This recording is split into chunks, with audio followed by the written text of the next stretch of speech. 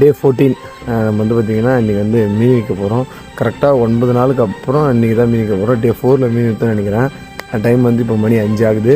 நம்ம வந்து கூட்டுறவுப்பட்டுக்கு ஃபிஷ் எடுக்கிறதுக்காக கிளம்பியாச்சு. டைம் வந்து கூட்டுறவுப்பட்டில் நின்றுட்டுருக்கேன். போயிட்டு மீன் எடுத்துகிட்டு போயிட்டு விற்க வேண்டியதான். இன்றைக்கி 1 லட்ச ரூபா அடித்து காட்டுறோம் ஒரு நாளில்.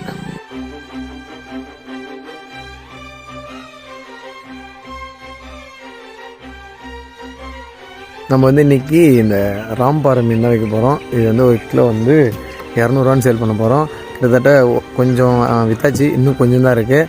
எங்கள் ஊரில் விற்று முடிச்சுட்டு பக்கத்து ஊரில் அந்த அவையார் குப்பத்தில் போயிட்டு விற்கிறதுக்காக போயிட்டுருக்கேன். மீன் விற்று முடிச்சாச்சு. ஒரு குழியில் போட்டு வந்து எவ்வளோ ப்ராஃபிட்ன்றதை பார்த்துருவோம். நம்ம வந்து டோட்டலாக இன்றைக்கி எவ்வளோக்கு மீன் விற்றுருக்கோம்னா 3320 ரூபாய்க்கு மீன் விற்றுருக்கோம். அதில் வந்து 2620 ரூபா மீனுக்கான அமௌண்ட்டு. மீதி வந்து நம்ம இன்றைக்கி 700 வெயிட் பண்ணியிருக்கோம். அந்த 700ல் இன்றைக்கான செலவெல்லாம் கழிச்சிடணும் இல்லையா. 100 ரூபா வந்து பெட்ரோல் போட்டாச்சு. இன்னொரு 100 ரூபா வந்து நம்ம தங்கமயில் டிஜி கோல்டு ஆப்பில் கோல்டாக சேவிக்கிறோம்ல, அதுக்கு ஒரு 100 ரூபாய் அனுப்பி விட்டாச்சு. மீதி இன்றைக்கான டே 14 நம்மளோட ப்ராஃபிட் எவ்வளோன்னு பார்த்தீங்கன்னா 500 ரூபா தான் சம்பாதிச்சிக்கிறோம். அந்த 500 ரூபாயை பல்வான் பேங்க் அக்கௌண்ட்டுக்கு மாற்றி விட்டாச்சு. டே 14 நம்மக்கிட்ட டோட்டலாக மொத்தமாக எவ்வளோ அமௌண்ட் இருக்குன்னா 13,560 ரூபா இன்னும் நம்மக்கிட்ட இருக்குது. கோல்டில் வந்து 3,950 இருக்குது. மறக்காமல் நம்ம ஐடியா ஃபாலோ பண்ணிவிட்டு உங்களுக்கு என்ன மீன் பிடிக்கின்றதை கமெண்ட் பண்ணிட்டு போங்க.